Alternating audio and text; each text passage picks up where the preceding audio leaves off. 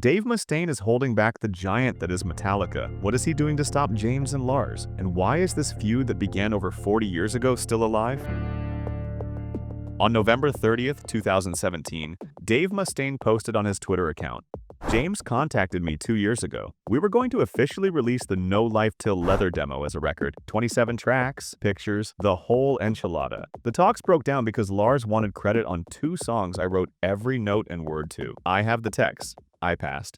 In a follow-up tweet, former bassist Ron McGovney added, "I am still hoping that the No Life Till Leather special release package will still come out. I sent the Metallica guys some really cool stuff to go in the picture book, as did some of my friends. The music besides No Life Till Leather would be live shows, demos from my garage, and even an old interview."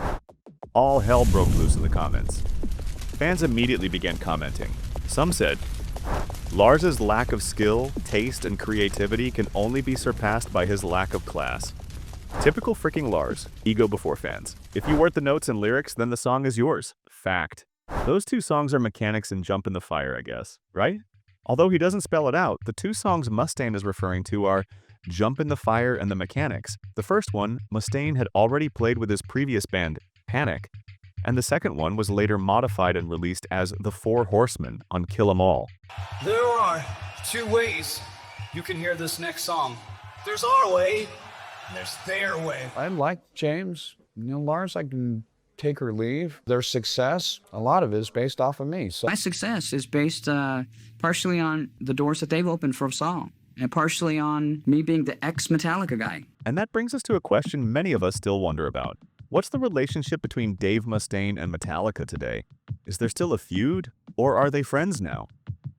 In an interview with Guitar.com in 2022, Mustaine spoke about the issue. "That was one of the last conversations I ever had with James Hetfield, because we were talking about getting back together and doing a project. Something came up about the publishing discrepancy, the one we've been arguing about for years and years, and I told James, I'll do it, but we've got to sort this out first. I said, now, these 2 songs, you and I split them 50-50. Lars didn't write on them, you know that. I don't know why you gave him percentages, but I'm not doing that. I'm not signing another deal that confirms something I never agreed to." And James said, "Well, Lars remembers it differently." And I said, "That's fine. There's his side of the story, my side, and the truth is somewhere in between." That blew his mind, and we haven't talked since. I was trying to be really friendly with him. He told me their last 3 projects had bombed and they wanted to go back and use the stuff I was on. I said sure, but as soon as I mentioned the 3 sides to the story thing, it was over. What were the projects that, according to Mustaine, failed for James and Metallica? Lulu, 2011, the experimental album with Lou Reed, which was heavily criticized and fell short of the band's commercial expectations.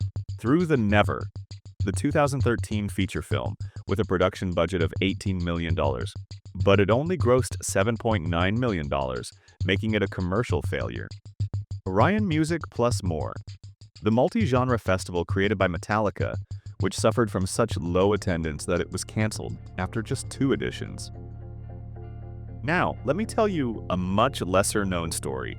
A story where someone, because of a mistake, potentially left millions of dollars on the table. A story about someone who was deeply involved in the origin of Metallica, yet is almost never mentioned. In fact, this is the story of the man who financed the No Life Till Leather demo. Metallica was invited to record by Kenny Kane, a young man launching his own record label, Rocksure Records, which leaned more toward punk than metal. Kane told Ulrich that he wanted Metallica to be his first signing, so he paid for a recording session at a small Orange County studio, Chateau East, where on July 6th, the band laid down 7 original tracks. But when Kenny Kane received the master tapes, he called Ulrich in a rage, claiming that Metallica had tricked him. When he asked about the punk-style tracks he'd heard them play live, Lars had to explain that those were actually cover songs. Kane told him he could take the tapes and do whatever he wanted with them. So Lars Ulrich and his friend Patrick Scott proceeded to dub hundreds of cassettes from the master. The recordings were titled No Life Till Leather, in honor of both the opening line of the first track and the title of Motorhead's 1981 live album. Within weeks, the tape was sent to anyone who might show even the slightest interest. In 2015, Metallica released a very limited cassette edition, exclusively for independent record stores. The band later promised an expanded 180-gram vinyl version and even a collector's book, which to this day has yet to be released. Now let's go back to Dave Mustaine. One of the most controversial questions has always been, how much did Mustaine really contribute to Metallica's first incarnation? It's an endless debate, but even Lars contradicts himself on this. All the songs on the first record were basically just James and I, and then This is the first song that Dave brought to us, right? Because he had a band before called Panic, and there were a couple of things that Dave showed James and I. I've been erased from any involvement. The quotes that I was never meant to be in here anyways, I was just filling a spot. The truth is, Metallica is a band with a lot of history. That's why I'm leaving you another Metallica video to watch next.